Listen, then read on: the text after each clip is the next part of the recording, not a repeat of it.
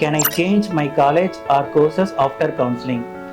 ஒரு ஸ்டூடெண்ட்ஸ் வந்து காலேஜஸ் கிடைச்சதுக்கப்புறம் கவுன்சிலிங்கில் கிடைச்சதுக்கப்புறம் சேஞ்ச் பண்ணலாமா அப்படின்னு நீங்கள் கேட்டிருக்கீங்க.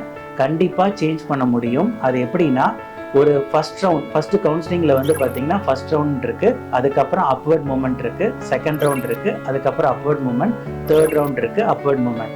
அப்வர்ட் மூமெண்ட்டாக என்னென்னா, ஒரு ஸ்டூடெண்ட்ஸ் வந்து சாய்ஸ் போடும்போது அவனுக்கு விருப்பப்பட்ட காலேஜஸும் கோர்ஸும் அவன் எதிர்பார்க்காதது போட்டதில் ஏதோ ஒன்று கிடச்சிருக்கு, பட் அதில் அவன் சாட்டிஸ்ஃபை ஆகலை அப்படிங்கிற பட்சத்தில் அப்வர்ட் மூமெண்ட் போகலாம்.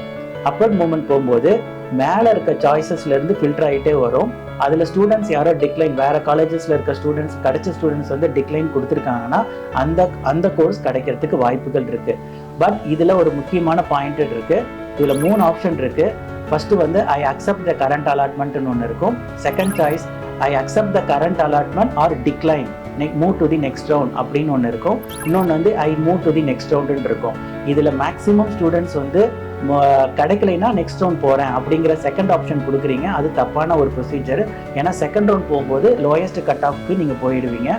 ஸோ அப்படி பண்ணாமல் I accept the current allotment or move to the upward movement, மேலே இருக்க ஏதோ சாய்ஸ் கிடைச்சா நான் போகிறேன் அப்படிங்கிற ஆப்ஷன் கொடுக்கறது சேஃபர் சைட். ஸோ இதை நீங்கள் மெயினாக மைண்டில் வச்சுட்டு நீங்கள் சாய்ஸ் ஃபில்லிங் பண்ணுங்கள்.